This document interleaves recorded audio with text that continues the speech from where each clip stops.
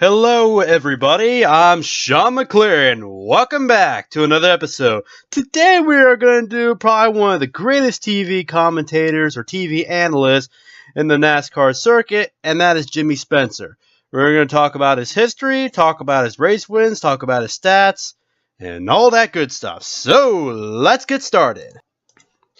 Jimmy Spencer was born on February 15th, 1957 to known racer Ed Spencer, aka Fast Eddie, and couldn't get any information on the mother. Jimmy started racing late models on local dirt tracks of Pennsylvania after graduating high school in 1975. He got his first late model win at Port Royal Speedway in 1976.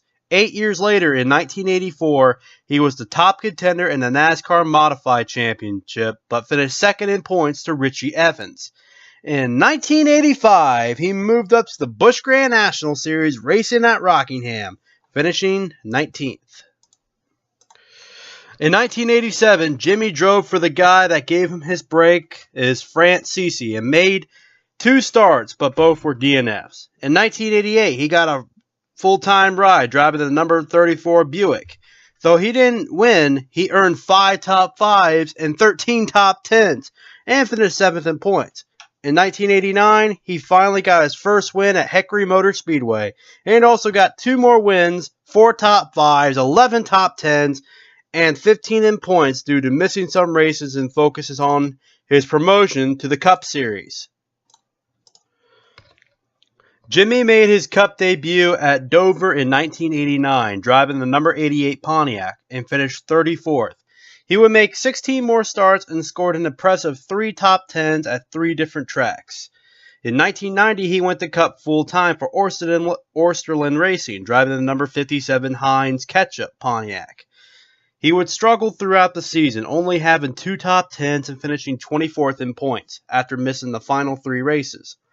1991, Jimmy went on to Travis Carter and got his first top 5 at North Wilkesboro, finishing 3rd, but would have 14 DNFs and only 6 top 10s, and finished 25th in points.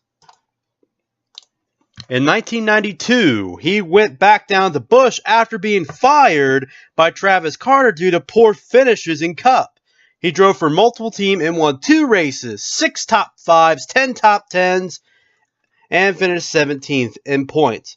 By the end of 1992, he went back to Cup driving for Bobby Allison and scoring 3 top 5s at season end. In 1993, he had his best year in Cup, scoring 5 top 5s, 10 top 10s, and finishing 12th in the points. In 1994, he went to Junior Johnson's team, driving the number 27 McDonald's Ford, and he won his first Cup race at the Pepsi 400 at Daytona, and later won Talladega, and had 3 top 5s and 4 top 10s, but finished 29th in points. In 1995, Jimmy rejoined Travis Carter and will remain with the team until 2001. However, he struggled throughout the year, failing to get a top 5 and having 2 DNQs, which stands for did not qualify, and only having 4 top 10s and finished 26th in points. In 1996, Jimmy's performance improved with 2 top 5s, 9 top 10s, and won a Winston Open race and finished 15th in points. In 1997, Jimmy's season was more up and down. He had 1 top 5 and 4 top 10s. He also had 10 finishes, 30th or worse, and finished 20th in points, but he won 2 Busch races, so that's pretty good too. In 1998, he had a successful year with 3 top 5s, 8 top 10s, won a Winston Noble race and a Bud Shootout qualifier, a Busch race, and finished 14th in points. 1999 was about average, with 2 top 5s, 4 top 10s, and finished 20th in points. 2000, he was sponsored by Kmart and went from the number 23 to the 26. Jimmy won his last Cup race at the Noble 25 race at Charlotte and had 2 top 5s, 5 top 10s, and finished 22nd in points. In 2001, Jimmy was very successful at Busch, winning 3 races, 5 top 5s, 10 top 10s in 18 races. In Cup, he had 3 top 5s, 8 top 10s, and finished 16th in points.